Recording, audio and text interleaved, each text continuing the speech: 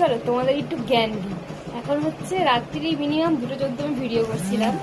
জ্ঞানটা হচ্ছে এটা, দেখো আমি গরিব ঘরে জন্মেছি, আমি জন্ম সোনার চামচ মুখে দিয়ে জন্মাইনি, এটা আমার দুর্ভাগ্য। কিন্তু আমার বাবা মাকে বুড়ো বয়সে আমি দেখবো, খাওয়াবো, তাদের আপদে বিপদে পাশে থাকবো, সেটা করতে পারলে আমার সৌভাগ্য। আমার সন্তান যেন কারো কাছে হাত না পাতে, তার কেরিয়ার করে দেওয়া, ভবিষ্যৎ করে দেওয়া, এমনকি আমি যেন কারো কাছে হাত না পাতি, সেইটুকু করা পর্যন্ত। এগুলো যারা করতে পারে তারা মনে করে কি আমি নিজে, চলো ভাই আমি জীবনে কিছু করেছি। তাই বলে এই না লোকের পেছন মেরে, চিটিংবাজি করে, কাজ করে, খেটে। অবশ্য জ্ঞান এখন তারাই দেয় যারা নিজের বাবা মাকে হয়তো কিছু হলে পরে সরকারি হসপিটালে নিয়ে গিয়ে চিকিৎসা করায়। আর যারা লোকের পেছন মেরে ম্যাক্সিমাম খায়, অনেকে আছে কি বাবা মাকে খেতেও দেয় না, বাবা মাকে খেতেও দেয় না, তারাই বেশি জ্ঞান দেয়, যারা লোকের মেরে খায়। হ্যাঁ, লোকের মেরে খাবে, আবার যখন লোকের মেরে খেতে না পারবে তখন তার বদনাম করে বেড়াবে। বুঝেছো? জীবনে কর্ম করতে হয়। আমরা পৃথিবীতে এসেছি কিছুদিনের জন্য। ভালো কাজ করো, নিজের পরিবারকে ভালো রেখো, নিজের সন্তানকে মানুষ করো। আর হয়তো সন্তান মানুষ, আমি আজকে যদি আমি লোকের পেছন মারি, হয়তো আমার সন্তান মানুষ হয়ে যাবে যদি আমার সন্তানের মধ্যে ট্যালেন্ট থাকে, কিন্তু তারপরে যে সন্তান আমাকে দেখবে না।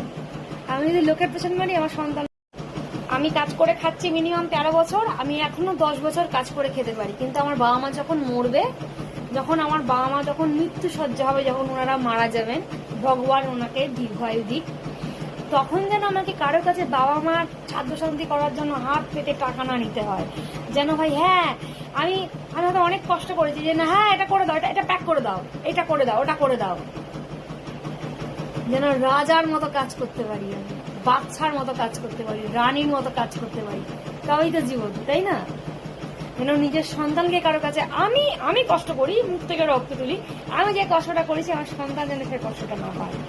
জীবনে এমন ভাবে টার্গেট রাখতে হয়, সবসময় টার্গেট করবো লোকের মেয়ে, একটুখানিও দুঃখ নিজেকে নিয়ে পাই না। ভগবানকে বলি একটাই কথা, সুস্থ রেখো, ভালো রেখো, সন্তানটাকে যেন মানুষ করতে পারি, সন্তানের জীবনে যেন কেরিয়ারটা করে দিতে পারি, ব্যাস।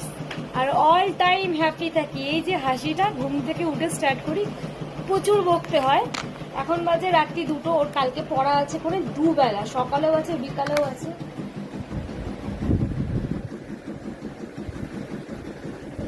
মাঝখানে কিছুটা মানসিক প্রেশারের জন্য আমার মেয়ের পড়াশোনার অনেকটা ক্ষতি হয়েছে, সেটা আমার নিজের দোষের জন্য।